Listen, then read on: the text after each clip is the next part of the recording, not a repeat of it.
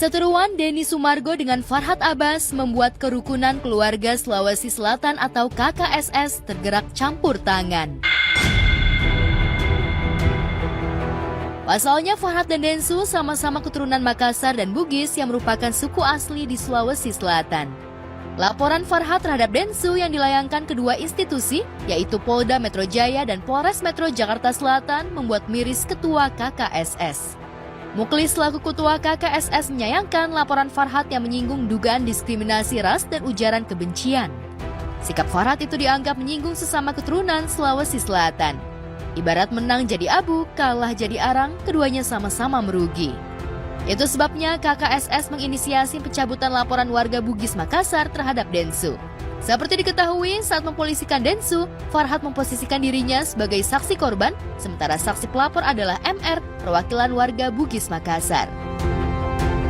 Saya ini dipertanyakan kasihan, dipikir saya ini bukan orang Makassar, saya pendatang, tapi tidak apa-apa, karena saya harus menjelaskan. Saya punya nenek, orang Jepun, orang Torate. Saya datang dari keturunan kawain yang lain. Saya datang ke sini bukan mau unjuk kalau saya ini orang hebat. Saya ini mau minta maaf karena saya ini akhirnya membuat keresahan.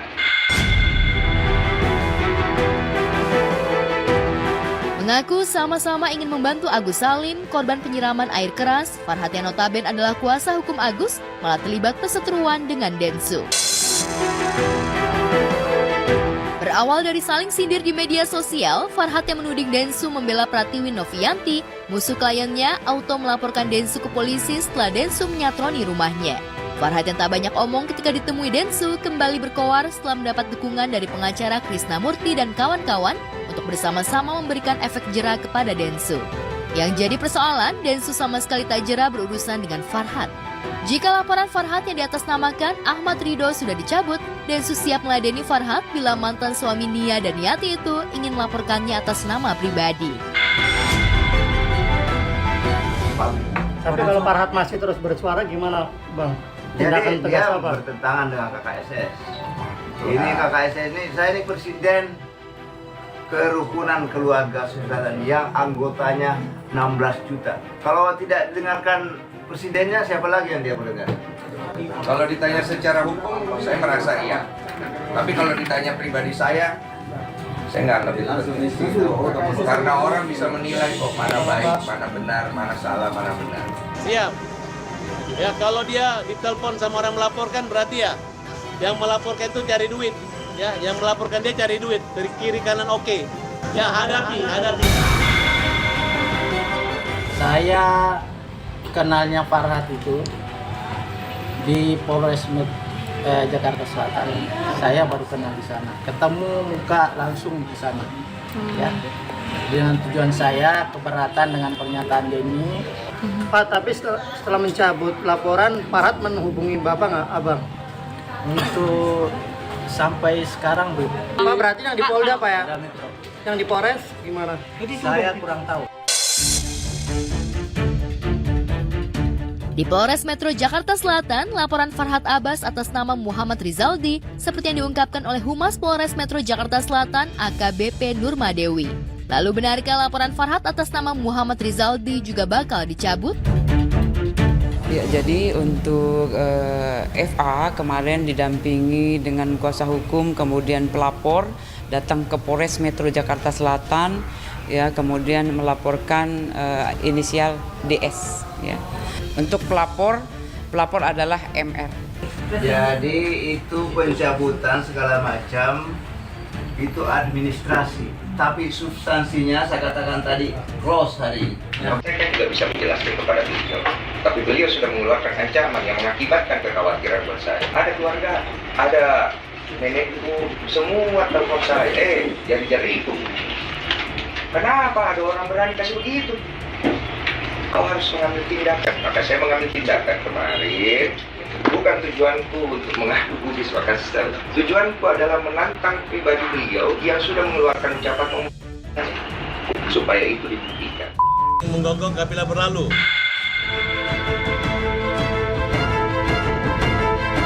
Sadar Densu didukung oleh KKSS, Farhad Abbas mengaku tidak gentar sedikit pun.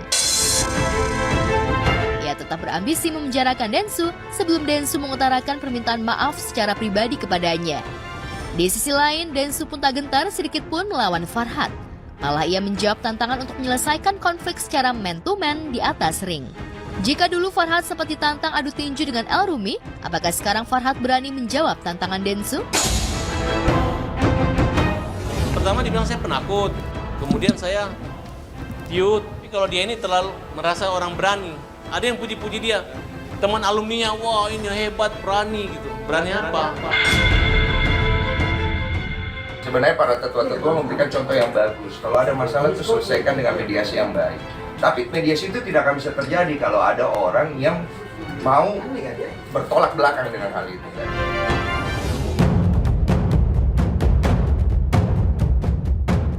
Tiga bersaudara Fujian, Fadli Faisal, dan Franz Faisal menunjukkan kekompakan mereka dalam menghadapi masalah keluarga. Bagi Fadli dan Franz, kasus hukum yang dihadapi Fuji adalah masalah bersama.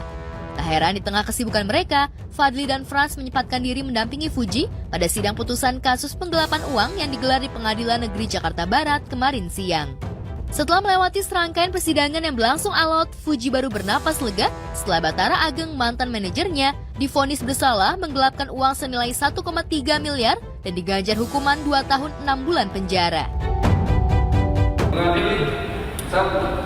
Menyatakan terdakwa Bathara Ageng bin Haris Fadilah secara sah dan bersalah melakukan tindak pidana penggelapan dan tindak pidana terhadap terdakwa Bathara Ageng bin Haris Fadilah. Oleh karena itu dengan pidana penjara selama 2 tahun dan 6 bulan. Alhamdulillah aku menghormati keputusan pengadilan. Aku merasa udah cukup adil, cukup puas. Selebihnya itu aja sih, aku cuma mau ngucapin terima kasih kepada kepolisian, pengadilan, hakim, jaksa. Aku berterima kasih juga sama Bang Sandi, sama tim-tim Bang Sandi, sama keluarga aku yang selalu nemenin aku. Tim aku juga nemenin aku ke pengadilan, ke kepolisian, semuanya aku sangat merasa dilindungi. Kalau kami dari kuasa hukum sudah berkoordinasi, sudah mengkomunikasikan ke pihak keluarga, apapun itu hasil putusannya kami akan menerimanya. Sedih lah, sedih, udah pasti sedih. Nggak berpikiran lah kita sampai sejauh itu, sampai seberat itu. Ya biarpun memang ancaman hukumannya 5 tahun. Ya tapi kan paling nggak udah ada itikat baik. Udah ada itikat baik.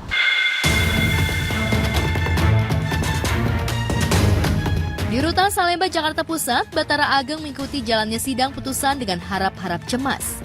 Dalam pledoi yang dibacakan beberapa waktu lalu, Bathara yang ditahan sejak 29 Juni 2024 memang mengaku terpaksa menggelapkan uang Fuji karena gajinya sangat kecil, yaitu Rp500.000 per bulan.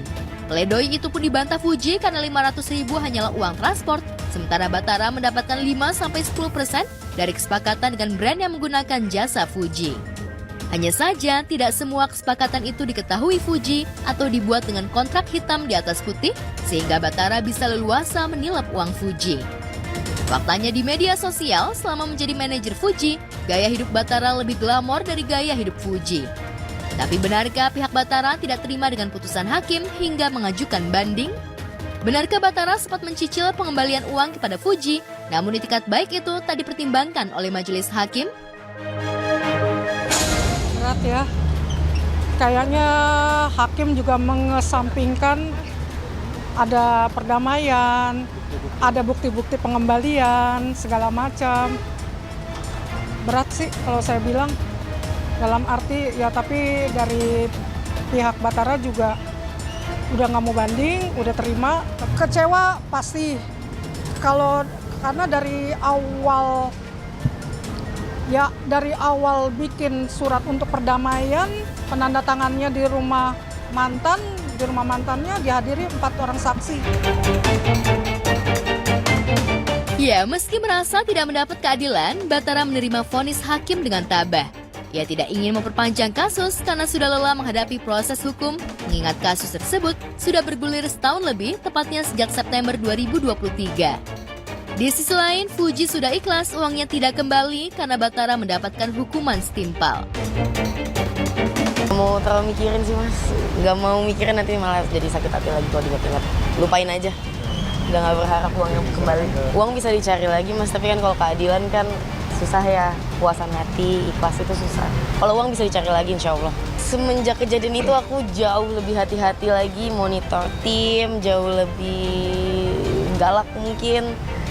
Jadi monitor semuanya, jadi ngeliatin banget lah detail-detail pengeluaran, pemasukan. Ya udah kita lanjut menjalankan hidup kita, lanjut kerja lagi, lebih hati-hati lagi dan lebih baik lagi pasti.